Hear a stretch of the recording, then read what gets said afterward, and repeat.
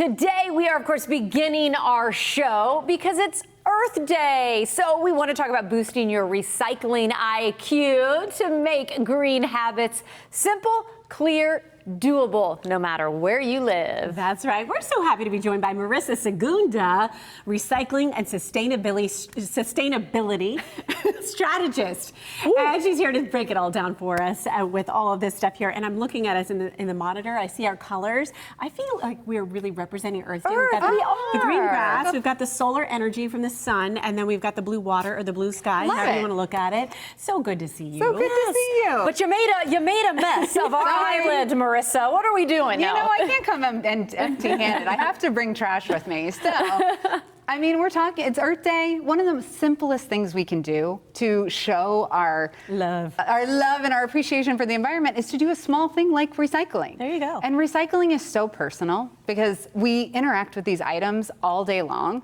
And to see the difference in the trash can going down and the recycling bin building up is really satisfying. You know, you feel like you're making a difference just by being one person. It's substantial. You can look at it and say, yep, I'm making a difference. You see the difference. Okay, well, let's go ahead and start over there, because those are some of the items that I know I tend to throw in the recycle bin. Am I right in doing so? So plastic is one, I'm gonna say plastic containers, and I'm going to use the term containers throughout this interview. Okay. Because most of our recyclables are packaging. Now, packaging is designed to keep our items that we use fresh and safe and arriving safely to our homes. But it does leave waste.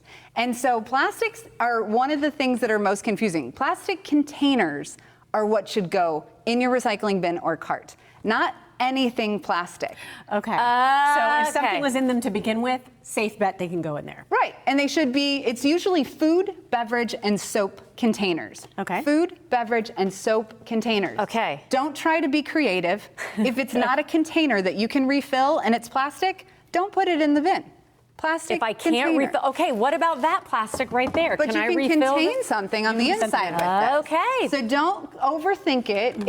It's a food, beverage, soap containers. Most of these plastic containers are also going to be found in your kitchen, your bathroom, or anywhere that you keep soap or cleaning supplies. Okay. So with plastic containers, also you don't want to have, those spray tops. You're going to want to get rid of those spray tops, throw those away. If it's just a twist top, you can just leave it. You can right leave on. that. Okay, that not a always problem. confuses me because sometimes I feel like, okay, leave them on. Leave them on. Yes. All right, moving along here. What do we have in this next group? Maybe I'll have a wine bottle I have to recycle once in a while. Once in a while. So usually bottles or jars when we talk about glass. We know it's glass because we can see through it.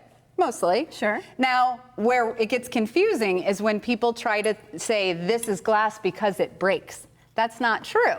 This is glass because it's a bottle or a jar. That can go in our recycling bin.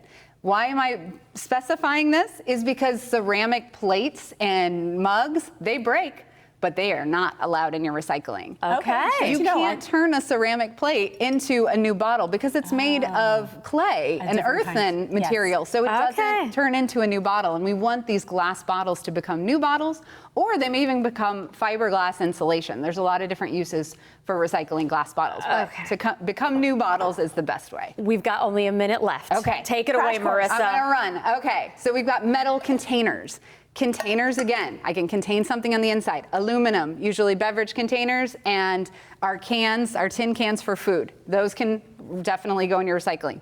Moving on to cardboard or paper. Paper, okay. Yes, cardboard is in the paper category. You'll see right there where we're looking at right now. It is flattened. We want our cardboard boxes to be flat. Oh gosh, you sound like my husband. It is true, your husband is 100% correct.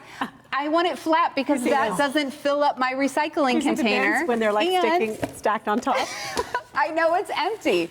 And if it's not flat, there could be packaging on the inside, which is not good. Okay. Another reason to flatten. Okay, And what about all this real quick? So this is not going in our recycling ever. Okay. This like stretchy plastic and plastic bags cannot go in recycling. They get tied up in the machines and create a big mess. What Roxanne has in her hand are batteries. a big no-no. These things they have zombie charges in them, and they can explode and cause a fire in the recycling truck or the recycling facility. Well, that's a really scary thought. We are out of time. Everything will be on our website, of course. Let's go ahead, though. Keep this show going.